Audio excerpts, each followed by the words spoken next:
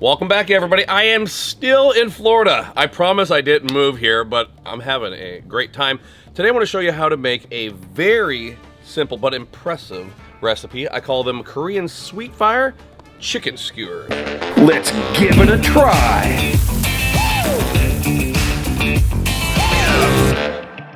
First things first, chicken. Anytime you're dealing with chicken or raw pork, you know, you either want to have a sink nearby or a set of gloves. Now, these are chicken breast tenders. Now, you could eat all that if you want to, but for some reason, that little tendon there, that little thing right there, always grosses me out. So what I like to do is I like to think of this as like a feather, like a Christmas tree maybe, and then I kind of go down here in the bottom, and this is a personal thing, I just trim out that bottom piece right there, okay?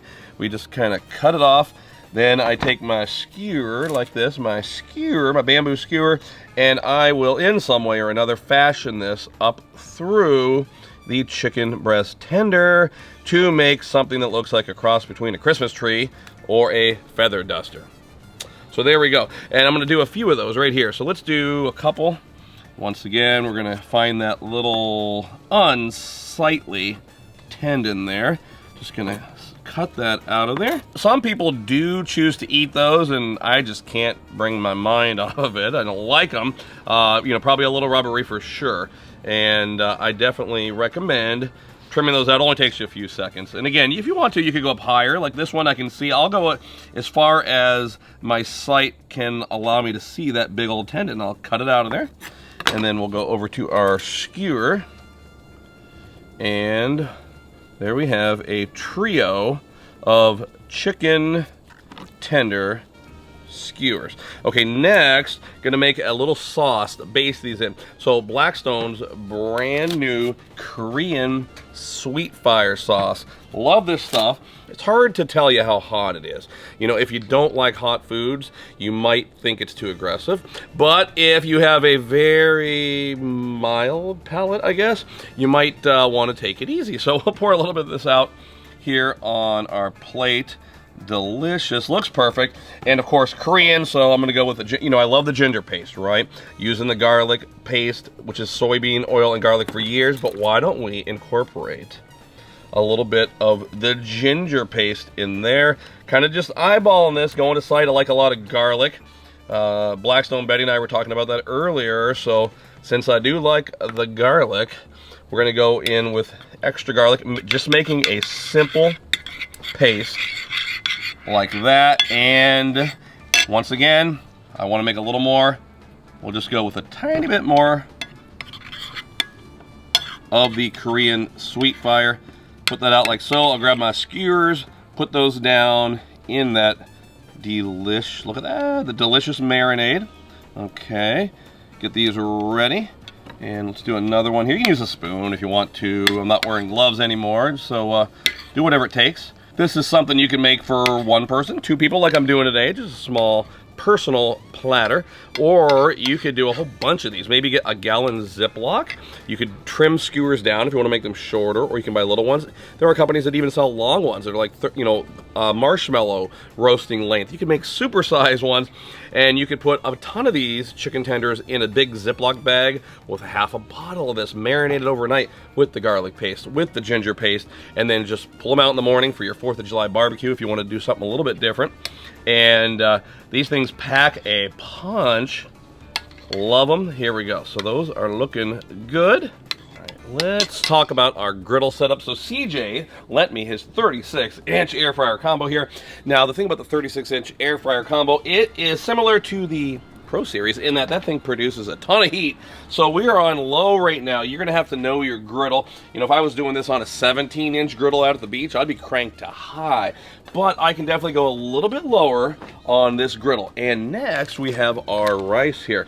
So lots of different ways to do rice on the Blackstone. This is just my personal cheat. You know, I was doing demos for a lot of years for Blackstone, literally in front of stores, hardware stores and Walmarts, and I found that the Uncle Ben's Ready Rice is the way to go. Now, if you read the packaging, It says 90 seconds in the microwave and you're ready to go. I do get people that ask me, hey Todd, I noticed that you didn't microwave it before you put it on the griddle. Do I have to, or did you microwave it off camera? No, not at all. Of course, the heat from the griddle is gonna override anything, so don't read those packaging instructions on 90 seconds. So we're just gonna open up the rice. Gonna grab some oil over here. A little bit of olive oil down on the griddle top. Gonna empty my pre-packaged jasmine rice. You could also get this in basmati, in long grain, and Spanish style rice as well. The rice is dry. You can see a lot of times it'll jump off the griddle. It's kind of funny. We get a kick out of that. And we're just gonna let that start to cook there like so. You can add a little bit of oil as you go. You can certainly add chicken stock. I've added chicken stock over the years. If you want to, you could even put a little bit of Korean sweet fire in there. We might do that later. And next, we're coming back to our skewers over here. Meanwhile, it pays to be, what is it, ambidextrous? No. Is that what I am? That is definitely what you are. Ambidextrous. All right, so skewers, we're gonna put these straight down on the, I like doing skewers on the griddle, by the way, folks, because look at there, you have a little built-in handle and you can pull them. And what's nice about doing skewers on the griddle top is it's very forgiving. There's no open flame.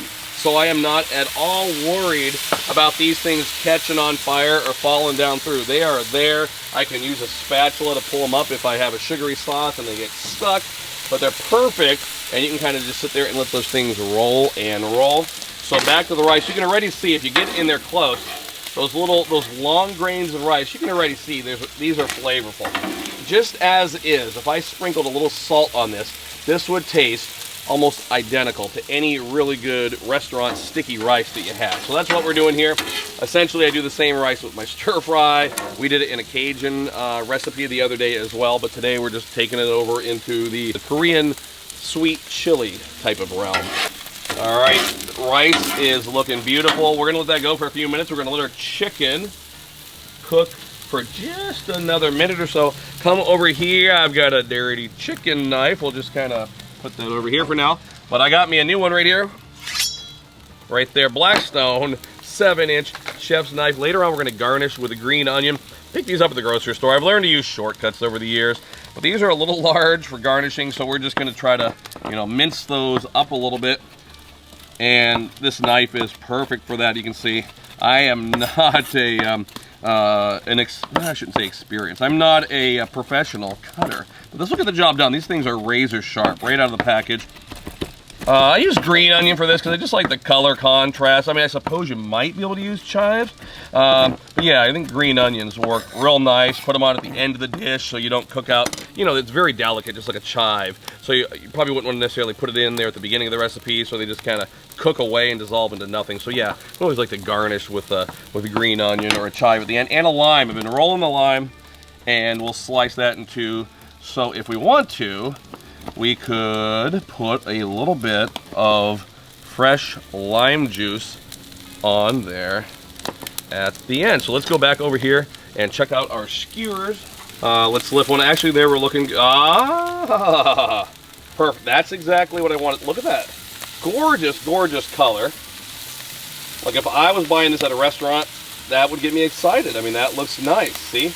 We're cooking with texture here. For me, texture is really important. So CJ is here with me today, and Ethan as well. CJ, do you like it? You like a little citrus in there? I love some citrus. Shall we do it? What Bring do you think? it on, buddy. We'll do a little preemptive lime. I mean, we want this to have there we go.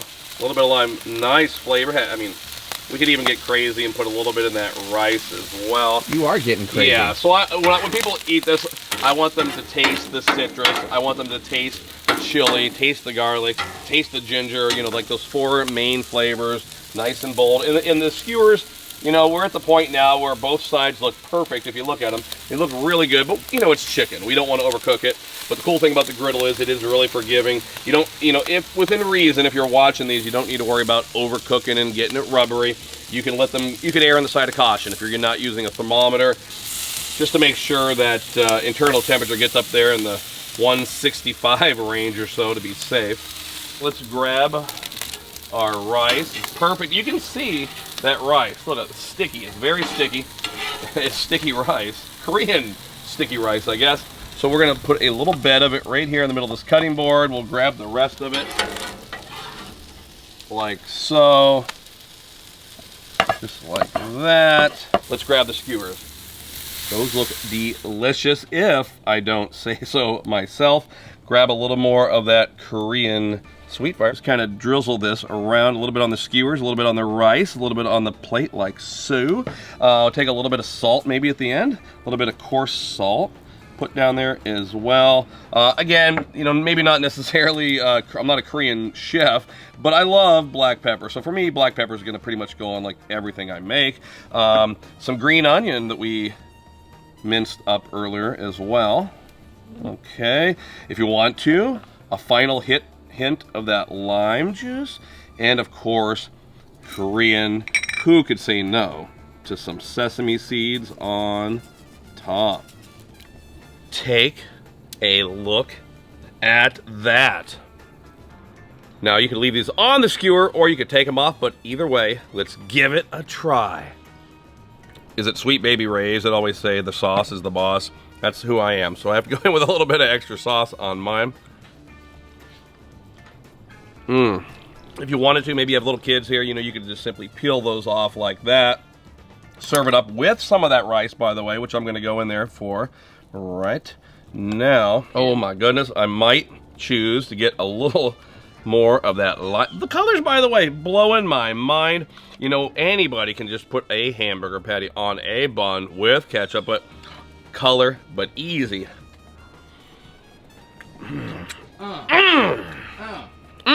Double up.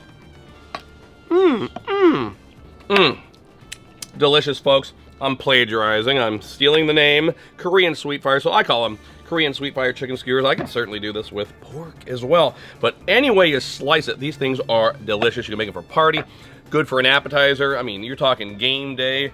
Don't forget to check out all of these here episodes here. My Let's Give It a Try show airs every week on Blackstone social media, as well as the shows of CJ and Nate and Blackstone Betty and the Griddle Girl. So, until next time, everybody, this is Todd. I'm saying praise the Lord and pass the Korean Sweet Fire chicken skewers.